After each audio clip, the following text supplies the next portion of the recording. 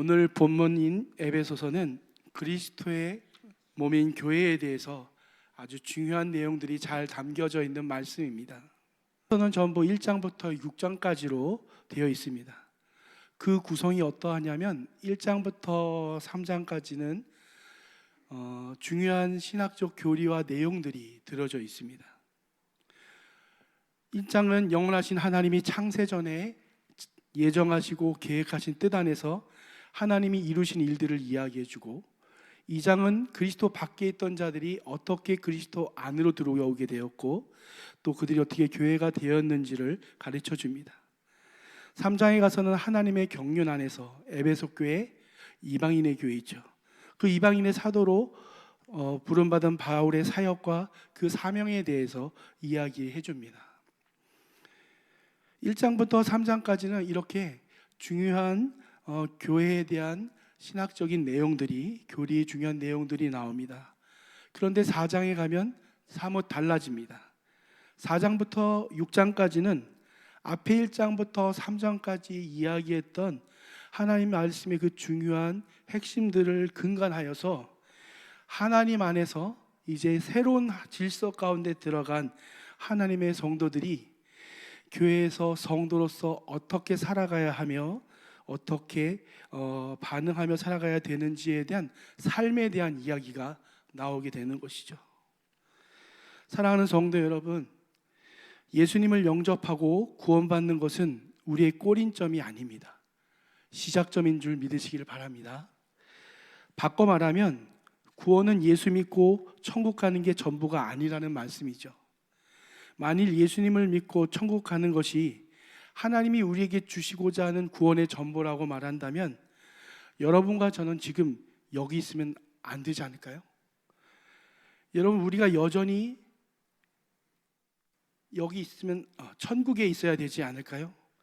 예수님을 믿고 천국에 가는 것이 하나님이 우리에게 주신 구원의 모든 내용이라고 한다면 우리가 예수를 영접하는 그 순간, 그 즉시 우리는 다 천국에 입성했을 것입니다. 그런데 우리는 아직도 여기에 있는 것이죠. 제가 이 말씀을 서두에 드리는 이유는 구원받는 것도 너무너무 중요하지만 이에 못지않게 구원받은 이후의 성도의 삶 또한 너무너무 중요하기 때문입니다. 구원받은 이후의 성도의 삶 또한 하나님의 구원 계획 안에 들어있다는 사실을 여러분 믿으시고 기억하시기를 부탁드립니다. 에베소서 5장부터는 구원받은 성도가 어떻게 살아가는지를 여러 가지로 이야기해 주는데, 아내와 남편의 관계, 또 자녀와 부모의 관계, 종과 상전의 관계를 통해서 구원받은 이후에 하나님의 백성이 어떻게 이제 관계 맺고 살아가는지를 이야기해 줍니다. 오늘 본문은 첫 번째로 구원받은 성도로서 그 아내와 남편이 이제 어떻게 서로 관계 맺고 살아가는지를 이야기해 주는 장면입니다. 시간이 꽤 지난 기사 내용이 있습니다. 2011년도 기사입니다. 2011년도면 제가 당시에 만성 신부전증으로 혈액투석을 하고 있을 때여서 신장 이식이나 이런 것들에 관심이 많을 때였습니다. 그런 제게 이 기사가 눈에 띄었던 것이죠. 기사의 내용은 이렇습니다. 42세의 목사님이 계셨습니다. 그 목사님의 이름은 왕희간 목사님입니다. 이분은 만성 신부전증을 앓고 있는 박모 씨라는 여인에게 신장을 이식해 주기로 결심하고 이식 수술을 하셨습니다. 그 여인에게 신장을 주신 것이죠. 수술 후에 목사님에게 기자가 인터뷰했습니다. 그러자 목사님이 이렇게 얘기합니다. 신장 하나를 나누면 누군가에게 새 생명을 선물할 수 있다는 사실을 알게 된 후 언젠가 꼭 신장을 기증해야 되겠다고 다짐했습니다. 라고 목사님이 말씀하셨습니다.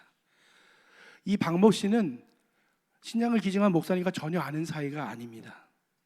여러분, 이식이라는 거, 나의 장기를 다른 사람에게 이렇게 주어서 수술하게 하는 것은 내가 주고 싶은 사람에게 줄 수 있는 게 아닙니다. 내가 줄 사람을 결정할 수가 없어요. 왜냐하면 조직형이 맞아야 되기 때문입니다. 그러니까 목사님이 신장 이식을 결심하고 이 기증했다는 것은 이미 병원에 예전부터 이야기를 하고 신장의 모든 검사를 다 해놓고 자신의 신장에 맞는 사람이 나타나기만을 기다리시다가 드디어 어느 날 자신의 신장 조직과 맞는 박모 씨가 나타나서 드디어 신장 기증을 하게 된 것이죠. 그 이식 수술을 받은 후에, 박모 씨가 이식 수술을 받은 후에 그 박모 씨의 아들 최모 씨도 20대의 어린 다른 여성에게 신장 이식을 해주기 위해 수술대에 누웠다고 합니다. 그러니까 박모 씨는 목사님에게 이식을 받았고, 그 박모 씨의 아들인 최모 씨는 알지 못하는 또 다른 여인에게 자신의 신장을 내어주게 된 것이죠. 이 아들 최모 씨는 전남 지역에서 전도사로 일하는 청년이었습니다. 사실 어머니에게 자기 신장을 주려고 했는데 안 맞았던 거죠. 줄 수가 없었던 겁니다. 그런데 목사님이 자신의 어머니에게 신장을 드리자, 자신 어머니에게 드릴 수 없었던 자신의 신장을 또 다른 누군가의 생명을 위해서 내가 드릴 수 있어서 너무도 기쁩니다 라고 인터뷰하며 이야기를 했습니다. 하나의 사랑이 또 다른 사랑을 만들어내고 사랑의 릴레이가 계속되는 것을 볼 수 있는 것이죠. 기자는 이렇게 릴레이가 5번 이어졌다라고 얘기합니다. 이후로도 5명을 거쳐서 계속 신장 이식이 진행된 것이죠. 오늘 설교의 제목을 사랑의 릴레이라고 정했습니다. 이유는 하나님의 사랑은 구원받은 성도들의 삶을 통해서 계속 이어가기 때문입니다. 오늘 본문의 배경이 되는 에베소 지역은 문화적으로 경제적으로 매우 발전한 도시입니다. 그러나 한편으로 우상을 숭배하는 음란한 도시였어요. 에베소 지역에는 아주 커다란 신전이 있었는데 아데미 여신의 신전이 있었습니다. 그리스 신화에서 아르테미스 여신이라고 하는 이 여신이 아데미 여신이죠. 신전은 크기만 거대할 뿐 아니라 에베소 지역에 아주 막강한 영향력을 끼치고 있었습니다. 그 당시 에베소 사람들은 많은 그들의 생업이 이 신전과 관계되어 있었고, 그렇기 때문에 더 많은 에베소 사람들은 우상 숭배와 그런 음란한 일들이 그들의 삶 속을 파고들고 있었죠. 그래서 바울은 에베소 성도들에게 5장 5절에서 다음과 같이 경고합니다. 너희도 정녕 이것을 알거니와 음행하는 자나 더러운 자나 탐하는 자 곧 우상 숭배자는 다 그리스도와 함께 하나님 나라를 얻지 못하리라. 바울이 이렇게 말할 수밖에 없는 이유는 이게 에베소에 사는 사람들과 그 생업에 관련된 사람들만의 문제가 아니라 에베소 성도들에게도 심각한 신앙적 도전과 위협이 되었기 때문이죠. 바울은 그러므로 그들과 함께하는 자가 되지 말라라고 말합니다. 바울이 에베소 교회에게 그들과 함께하지 말라라는 이 요청은 여러분 어떤 도덕적인 요청이 아닙니다. 좀 착하게 살라는 이야기가 아니라는 거예요. 특별히 무엇을 하라의 문제가 아닙니다. 이것은 됨의 문제를 이야기하는 것이죠. 바울이 5장 1절에서 3절에서 이렇게 얘기합니다. 그러므로 사랑받는 자녀같이 너희는 하나님을 본받는 자가 되고 그리스도께서 너희를 사랑하신 것 같이 너희도 사랑 가운데 행하라. 그는 우리를 위하여 자신을 버리사 향기로운 제물과 희생제물로 하나님께 드리셨느니라. 음행과 온갖 더러운 것과 탐욕은 너희 중에서 그 이름조차 부르지 말라. 이는 성도에게 마땅한 바니라. 본받는 자가 되고 사랑 가운데 행하고 이름조차 부르지 말라. 되고 행하고 말라. 명령이죠. 그런데 여러분, 이 명령이 무엇이 이 명령을 끌고 가고 있는 것 같습니까? 율법인 것 같은가요? 강압일까요? 강제일까요? 아니죠. 사랑받는 자녀같이, 너희를 사랑하신 것 같이 우리를 위하여 자신을 버리사 향기로운 제물과 희생제물로 하나님께 드리셨느니라. 내가 하나님의 사랑받는 자녀라는 것이죠. 하나님의 자녀됨을 기억하라는 것입니다. 그러기에 하나님을 본받는 자가 되고자 노력하고 그런 마음이 있어야 된다는 겁니다.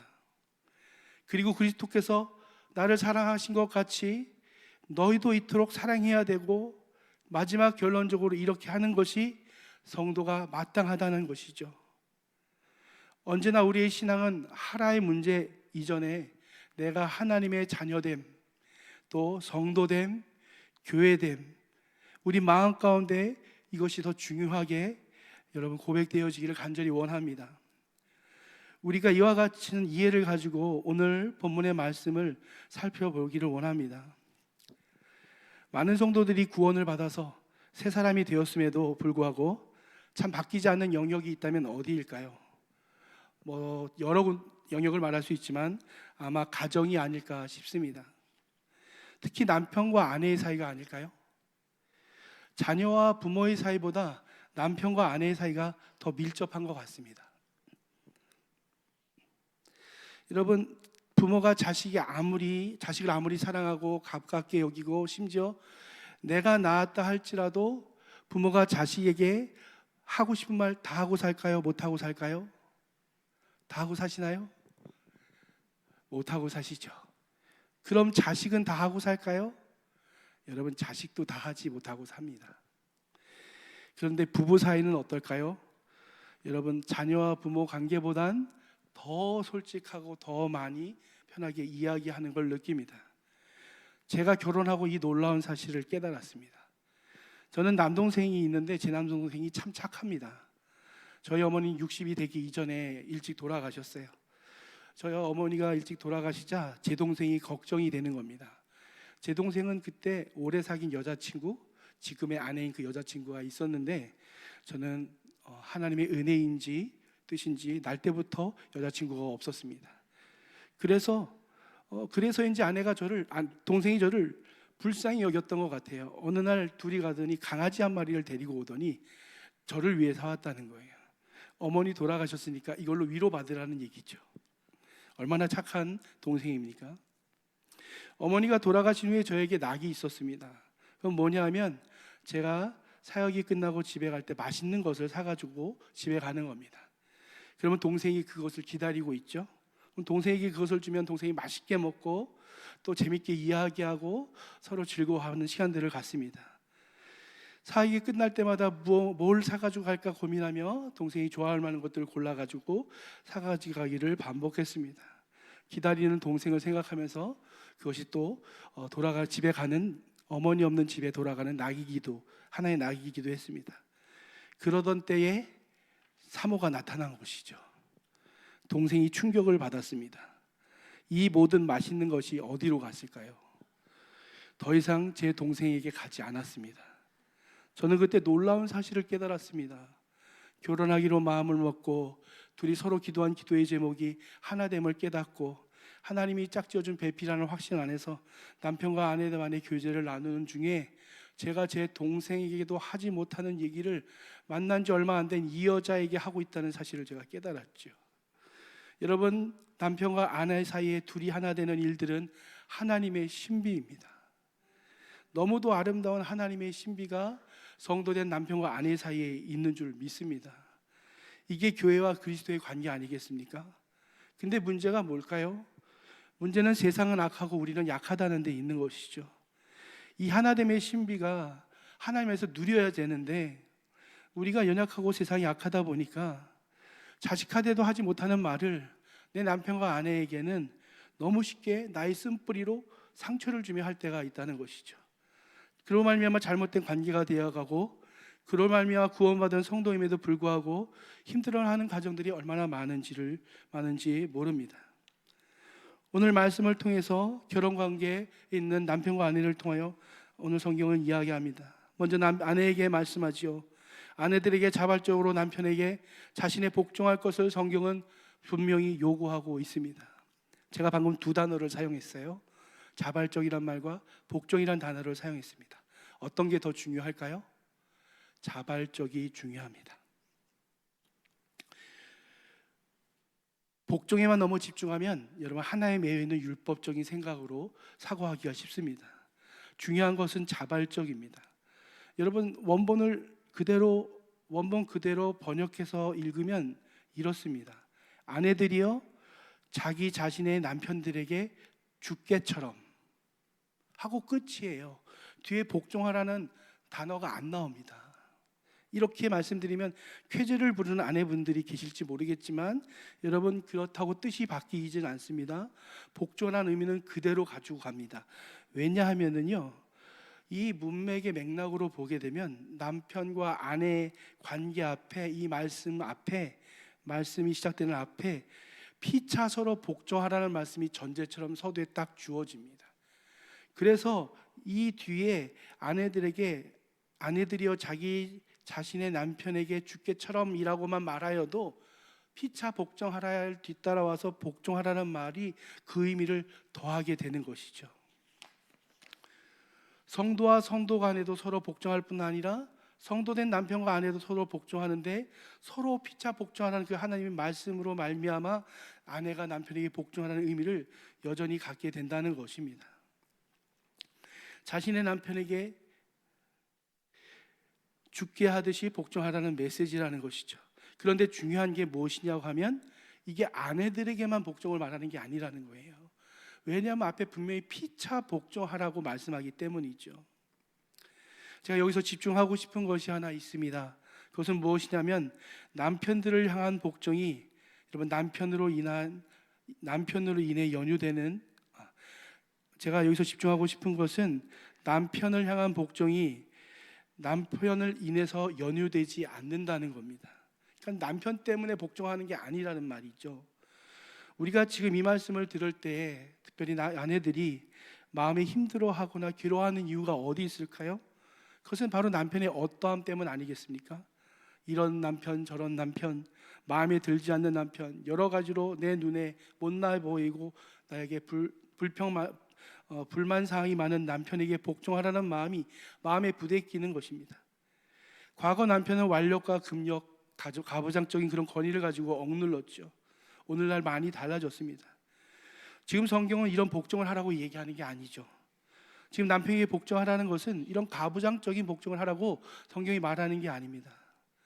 그런데 이 복종하라는 말은 당시 로마 시대 속에 살고 있던 에베소 사람들에게는 그 시대의 정서와 너무도 잘 맞는 말씀이었어요. 왜냐하면 로마 시대는 여자를 하찮게 여겼거든요. 모든 여자들은 남자들을 뒤따르며 복종해야 되는 것이 그 시대의 시대상이었습니다. 그렇다면 하나님이 지금 아내들에게 복종하라는 것이 그 시대의 사상과 철학과 시대상 때문에 그렇게 말씀하시는 걸까요? 당연히 아니죠. 그렇다면 성경은 피차 복종하라는 말을 하지 않으셨을 겁니다. 나의 주님이신 그리스도께 복종하는 것이 아주 자발적이고 당연한 일이며 하나님께 마땅한 일입니다. 그러므로 남편이 아내를 지배하는 주인이라고 결코 생각하면 안 되고, 또 아내 또한 남편을 자기를 다스리는 것이 합당한 주인이라고 생각해서도 안 됩니다.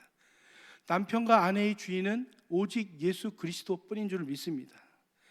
그러니까 여기서 피차 복종은 그리스도를 향한 복종, 그 경외함으로 말미암아 나타나는 우리의 믿음의 반응인 것이죠. 그리스도를 경외함과 그를 향한 마음에서 나오는 순종함에 주께 복종하는 마음으로 서로 복종하는 것이 아내는 남편에게 복종으로 나타나고 남편은 아내를 사랑함으로 나타나게 되는 것이죠. 그것이 모두 주님 앞에는 하나님 당신을 향한 복종으로, 서로 복종함으로 보여지게 되는 것입니다. 오직 아내는 자신의 영혼과 육체의 주인 되신 예수님을 경외함으로 남편에게 죽게 하듯 복종함을 이루는 것이고, 남편 역시 자신의 영혼과 육체의 주인 되신 예수님께 경외하는 마음으로 예수님이 교회를 사랑하시는 것처럼, 자기 몸을 내주신 것처럼 사랑함으로써 복종함을 이루는 것입니다. 결국 남편과 아내의 이 복종함은 한 사람만 이루어진 일방적인 복종이 아니라 그리스도를 주인으로 모시고 있는 하나님의 백성이 이제 새로운 질서 안에서 새롭게 관계 맺어가는 방법이 무엇인지를 우리에게 보여주고 있는 것이죠. 남편과 아내 사이, 특별히 성도의 남편과 아내 사이에는 그리스도가 계십니다. 여러분, 우리는 이것을 잊지 말아야 될 줄을 믿습니다. 남편 때문에, 아내 때문에 복종하고 사랑하는 것이 아니라 그리스도가 내 안에 우리 사이에 계시기 때문에, 그 경외하는 주님 때문에, 그 사랑하는 나의 주님 때문에, 그 주님 앞에 순종하기 위해서 주님의 말씀에 순종하고 사랑함으로 우리가 서로 피초 복종하는 모습이 하나는 아내의 복종으로, 하나는 남편의 사랑으로 나타나게 된다는 것이죠.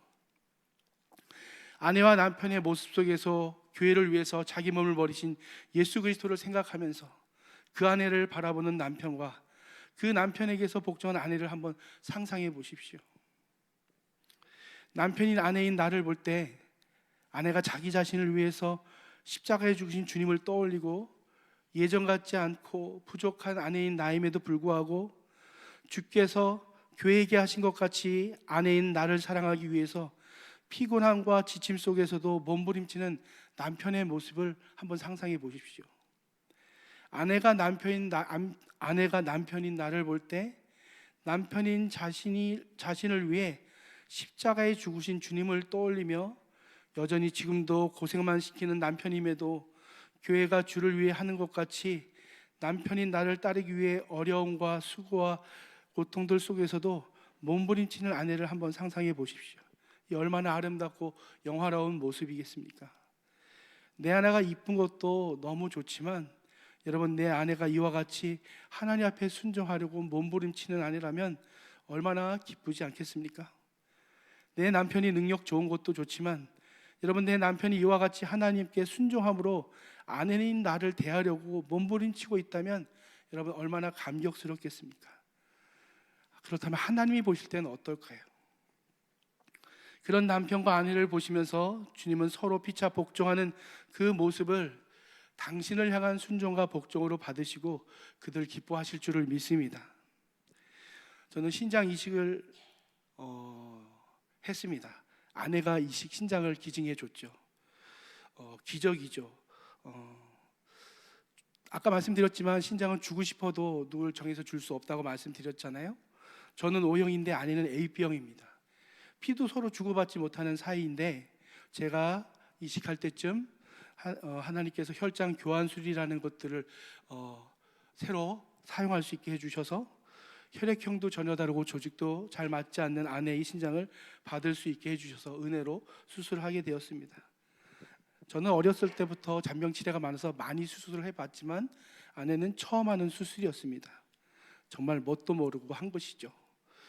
사실 이렇게 아픈 줄은 몰랐을 겁니다. 나중에 정말 아팠다고 나중에 얘기하더라고요. 그럼에도 불구하고 너무 고맙게도 수술하고, 자기도 수술하고 나도 수술했는데 아무래도 준 사람보다 받은 사람이 더 오래 수술 시간이 길다 보니까 제가 오랜 후에 나왔을 때 제 얼굴 한번 보겠다고 자기 병실에서 자기 꼬맨 배를 부여잡고 제 병실까지 와서 그 고통에 일그러진 어색한 미소를 날리고 돌아가는 아내의 모습을 지금도 잊을 수는 없습니다. 아내의 미소가 썩서여서 미웠을까요? 아내의 복부에는 지금도 일자로 이렇게 내려온 흉터가 있습니다. 아내는 목욕탕을 원래 가지 않지만 만일 가게 된다면 다른 사람들은 그 긴 수술 자국을 보면서 인상을 찌푸릴지도 모르겠습니다. 근데 저는 그걸 보고 인상을 찌푸릴까요? 아니, 그럴 수 없죠. 늘 고맙고 미안하죠. 그걸 볼 때마다 주님의 십자가를 생각하게 됩니다. 나를 위해 죽으신 예수님의 십자가를 아내를 통해 보게 되는 것이죠. 제가 아내를 위해서 얼마나 잘해야 될까요?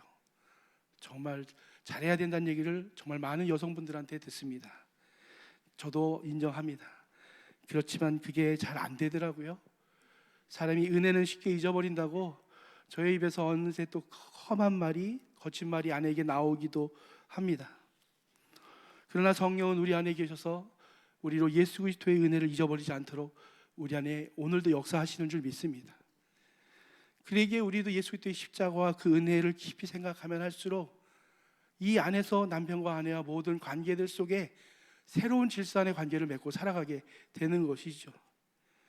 여러분, 주 안에서 우리가 그리스도께 순종함으로 성령 충만함 받아서 그렇게 살아갈 때 우리는 구원받은 성도가 이제 어떻게 살아가야 되는지를 오늘 말씀을 통해서 알게 되는 것입니다.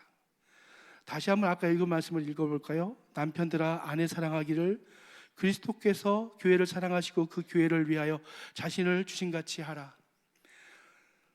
이는 곧 물로 씻어 말씀으로 깨끗하게 하사 거룩하게 하시고 자기 앞에 영광스러운 교회로 세우사 티나 주름 잡힌 것이나 이런 것들이 없이 거룩하고 흠 없게 하려 하심이라. 이와 같이 남편들도 자기 아내 사랑하기를 자기 자신과 같이 할지니 자기 아내 사랑하는 자는 자기를 사랑하는 것이요 누구든지 언제나 자기 육체를 미워하지 않고 오직 양육하고 보호하기를 그리스도께서 교회와 함과 같이 하나니 우리 우리는 그 몸에 우리는 그 몸이 우리는 그 몸이요 우리는 그 몸의 지체니라. 여러분 말씀이 조금 다르게 느껴지지 않습니까? 예수 그리스도의 십자가 은혜로 말미암아 아내와 남편을 향한 아까 읽었던 그 말씀들이 책임과 강제와 거리낌으로 느껴지는 것이 아니라 자꾸 예수 그리스도의 십자가와 그분이 행하신 일들이 자꾸 보여지지 않나요? 우리가 오늘 말씀을 통해서 남편과 아내가 보이면 안 됩니다. 오직 예수 그리스도만 보여야 됩니다. 성도는 어떻게 사냐고요? 구원받은 성도는 오직 그리스도로 말미암아 삽니다. 남편과 아내는 어떻게 결혼 생활을 하냐고요? 예수 그리스도로 말미암아 서로 피차 복종함으로 결혼 생활을 하는 것입니다. 모든 관계 속에서 그리스도로 말미암아 살아가는 것, 그것은 억지로 되는 것, 책임감과 의무도 아니고 오늘도 우리 눈앞에 선한 십자가의 그 은혜와 행하신 일들이 우리로 자원하고 더 원하여서 스스로 마음에 복종하기까지 그렇게 살게 하시는 줄을 믿습니다. 여러분, 복종은 안 좋은 것이 아닙니다. 복종도 너무 귀한 겁니다. 복종도 자발적일 수 있습니다. 너무 하기 싫지만 사랑하기 때문에, 주님 때문에 하는 것, 그것도 자발적인 복종이죠. 서로 남편과 아내를 볼 때 서로의 단점과 흠이 아니라 또 장점도 아니라 오직 그리스도의 피 묻은 손만이 보이길 간절히 원합니다. 우리를 위해 다 이루었다 말씀하신 그 음성이 우리 가정을 통해서, 남편과 아내를 통해서 이루어지기를 간절히 소망합니다. 말씀을 마치겠습니다. 하나님과 우리 주 예수 그리스도로부터 시작된 이 사랑의 릴레이가 이제 그 바톤이 여러분 남편과 아내 손에 쥐어졌습니다. 어떻게 하시겠습니까? 하나님의 사랑과 은혜의 바톤을 나는 싫다고 내팽개치시겠습니까? 아니면 마땅히 내가 할 바입니다, 당신의 은혜를 생각하면 당연히 제가 해야죠, 하나님 제가 하겠습니다 하며 그것을 붙잡으시겠습니까? 오늘 이 자리에 오신 남편과 아내가 있다면 기꺼이 피차 그리스도께 순종하고 복종하며 사랑하는 것이 마땅한 줄 인정하시기를 간절히 원합니다. 성도된 남편과 아내를 통해서 그리스도와 교회의 비밀을 세상에 나타내시는 하나님의 놀라운 섭리를 찬양합니다. 기도하겠습니다. 자격 없는 자에게 거저 주신 십자가의 은혜로 주의 자녀 되게 하시고 그리스도와 연합하여 교회 되게 하신 하나님을 사랑합니다. 이제 하나님 안에 새로운 질서 안에 들어가게 하셨사오니 이제 새로운 관계를 맺게 하여 주시옵소서. 예수님 때문에 피차 복종하는 남편과 아내 되게 하여 주시고 이제 사랑의 바톤이 우리에게 주어졌으니 그리스도 안에서 모든 관계에 사랑의 릴레이가 시작되게 하여 주시옵소서. 예수님의 이름으로 기도드렸습니다. 아멘.